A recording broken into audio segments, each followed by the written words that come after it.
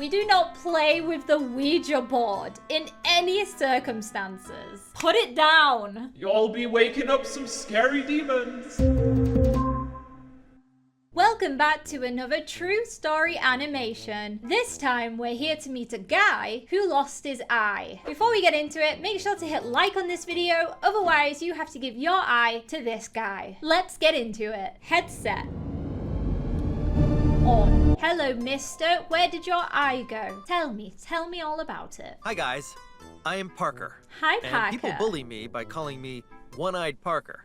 As you can see, the name suits me. Oh, I get it, because his name is Parker and he's got one eye. But like, what's funny about that? Do you want to know how I ended up being One-Eyed Parker? Yes, I really want to know. I love stories like this. Tell me all about your eye. Here's the tragic story of my misery. I'd always been more of an outdoor kid, and my parents also used to advise me to be careful. Like all the kids, I used to ignore their advice and always been a rebellion. So, on one fine Friday night... Oh no, here we go. Spill that tea, whatever they say. When I asked my parents to let me have a sleepover at one of my best friends, Jack's home, they said okay, but I needed to be safe and careful. Safe and careful from what? What is scary about Jack's home? We were 14 years old. We were 4 best friends. Jack, Mike, Lucas, and me. Wait a second, is that Bijou Mike? He's even got the green hair. He's called Mike. He's wearing glasses. Anyone else, or is that just me? And one day planned to have a sleepover at Jack's home on a weekend. So, on Friday after school, all of us went directly to Jack's home. We had the delicious turkey sandwiches made by Jack's mother.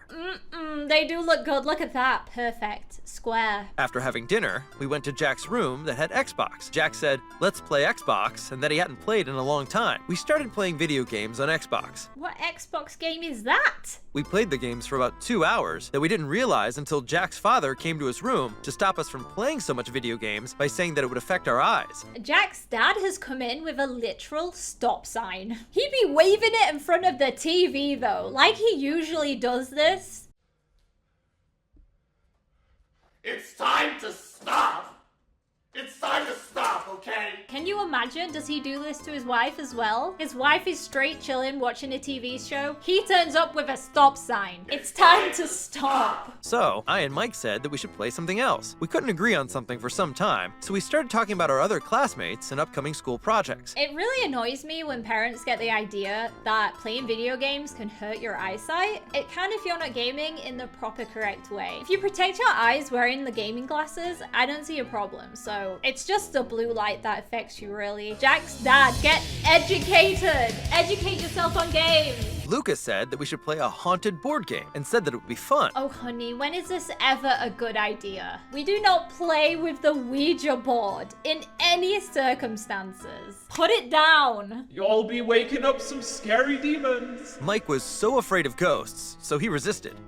Mike said that he would not play this fearful game with us because he's afraid of ghosts and spirits. I wonder if Bijou Mike at any point has said that he's scared of ghosts. So maybe that's why he's like literally in this story, right here. Lucas talked him out and said that it's just a game and nothing would happen to him. It's not a game that you should be playing. No. Why does this always happen at sleepovers? One person gets bored and they come up with this crazy idea to play with a Ouija board every time. Isn't this the start of every horror film ever? After some arguments, Mike agreed. We put the haunted board in the middle of the bed and sat around it. Lucas read the instructions to us, that we needed to put our fingers on an inverted cup. On an inverted cup? I'm pretty sure you don't use a cup for this. And asked the questions one by one, sat around it. Lucas read the instructions to us, that we needed to put our fingers on an inverted cup and ask the questions one by one. If any soul was in there, it would make the cup move across the board. Mike, out of fear again, asked what would happen if a spirit appeared. Bad things, honey. Bad things. We don't want a spirit to appear. No, no thank you. Jack, in a teasing tone, said that it would take him away from them. We all laughed at this and said that it won't happen. That's horrible. Imagine your friend is literally freaking out, so you say something to make it worse. Yay, friendship. The cup didn't move. Lucas asked the question again, and it didn't move, so we inferred that this game was not real and no soul was present in the room. After a couple of minutes, Jack saw the cup move and told us to look at it. Oh dear, I have heard about a Ouija board, and apparently if you played with it, you have to close it up when you finish. Because if you don't close it, that demon is coming out, and it gonna get you. I don't really know much about Ouija boards, but that's all I know. Don't play with them, ever. Mike got hyper and afraid and ran out of the room and then ran out of the house. Micah's gone. He ain't messing around. We went after him and laughed at him for being afraid. These guys are really mean. He got a little angry on us that we made fun of him. Seeing Mike upset, Lucas told him that it was just a prank and pulled the cup with the thread. We were calming down Mike when we heard the sound of firecrackers in the neighborhood. Oh my gosh, they're beautiful though. We went a bit further on road and saw the beautiful fireworks in the sky. We didn't know what the occasion was, but we decided to go there. Seeing us outside, Jack's father came to us and told us to not to go to there and that it could be dangerous. Did he bring the stop sign? Please tell me he brought the stop sign. Stop! I love him and his sign. And that it could be dangerous. We didn't listen to him, and when he went inside, we went there to watch more of them. I just feel like the dad is wanting the best for these kids and they're like, nah. When we went there, we got to know that fireworks were carried out by the Hindu family who were having some kind of their religious occasion called Diwali. Ooh, pretty. The fireworks were mesmerizing. And kids were playing with firecrackers as well. I can see where this is going. He can't though. Haha, do you get it? Oh, that's mean. We were standing there watching the kids cracking the firecrackers when one of the kids came to us and offered us firecrackers. To be fair, if I got offered free firecrackers, I don't know what to do with them. I'd say yes too. I'd just take it. Free stuff, yeah! We took them and said thank you to him. We became excited to light the firecrackers. First, Jack and Mike lit the firecrackers, Ooh. and then I and Lucas went for it. Oh, When I lit my firecracker, it didn't light up.